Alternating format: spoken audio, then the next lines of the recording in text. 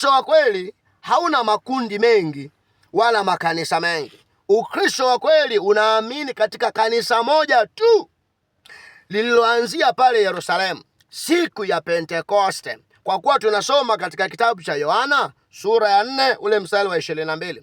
Ninyi mnaabudu msichokijua. Bwana Yesu anamwambia yule mama aliyekutana naye pale kisimani.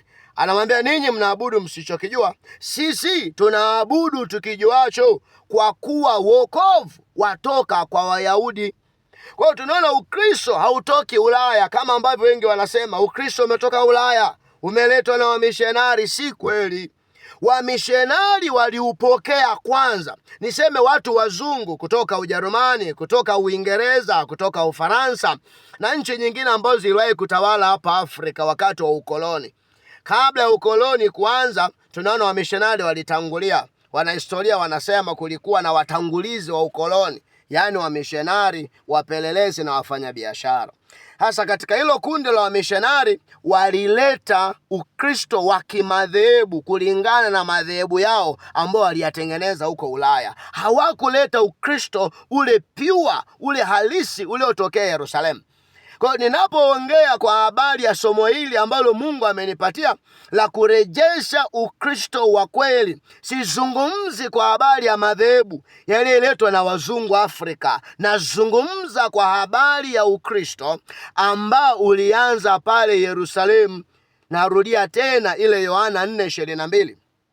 Ninyi mnaabudu msichokijua, sisi tunaabudu tukijuacho, kwa kuwa wokovu watoka kwa Wayahudi. Kwa kuwa Ukristo wa kweli ulianza pale Yerusalemu, na Yerusalemu ni bara la Asia, sio Ulaya wala sio bara la Marekani. Kwa hiyo tunaona wamishonari wao walileta Ukristo wa kimadhehebu yao, ila sio ule Ukristo wa Yerusalemu. Ndio maana tunaona mashirika mengi kama vile Holy Ghost Fathers walikuja kueneza Ukatoliki, lakini kuna makanisa mengine ya Kiprotestanti kama CMS yalikuwa ni mashirika kimishonari yaliyofanya kazi zake hapa Afrika Mashariki, walieneza Uprotestanti, Uanglikana na Ulutheri na kadhalika, lakini haukuwa ule Ukristo uliotokea Yerusalemu. Ndio maana Biblia inasisitiza katika Waefeso sura ya 4 ule mstari wa 4 mpaka wa 6.